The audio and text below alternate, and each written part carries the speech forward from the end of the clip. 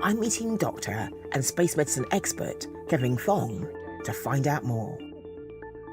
Well, we're here at the Royal Society and they have a sort of fantastic background in sort of medical research. But can you tell me more about space medicine today? We've got people on the International Space Station, people sort of flying around in rockets. What support do they need? There's lots of minor things they need to deal with, so sickness, a lot of them feel sick, sleep, they have a lot of sleep medications up there.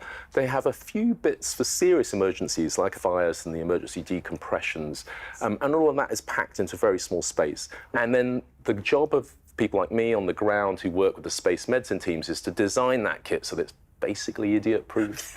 Yeah, and so even under pressure. Even under pressure, yes. And you can talk them through it on the phone or over a video link. And for me, it was such a great sort of thought experiment of how do you take everything you know about medicine, take it apart, yes. remove gravity, and remove your access to a hospital, and then make sure it still works in the worst situations. So that's why I loved doing it. Yes, yeah, deconstructing medicine.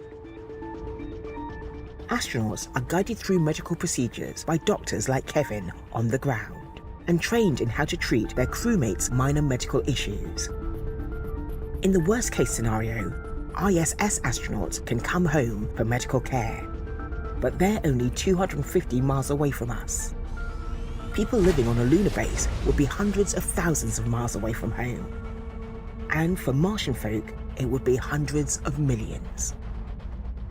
Mars' shortest time is about 6 months to Mars, can be as much as 9, and the same on the way back.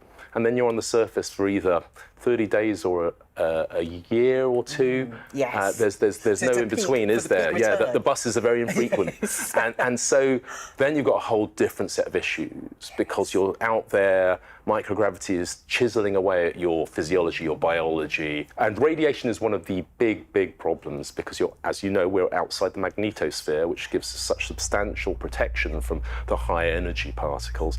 And then goodness knows what you'd do if something went wrong medically, because your closest hospital might be as much as 3.5 years away. You need a lot of self-reliance, but you're restricted by weight and volume, and there's not much space for the medical kit. So one of the sort of evolving possibilities is that you might be able to 3D print your equipment, which means that if you've just got a bag of some sort of substrate and a 3D printer, yes. and you can say, you need this bit of kit. Scalpel. Exactly, yeah, dental drill, and all the rest of it. Protecting our bodies from the trials and tribulations of space in the short term is one thing. But we're starting to think about staying in space for longer, maybe even settling there. And that brings whole new questions about health.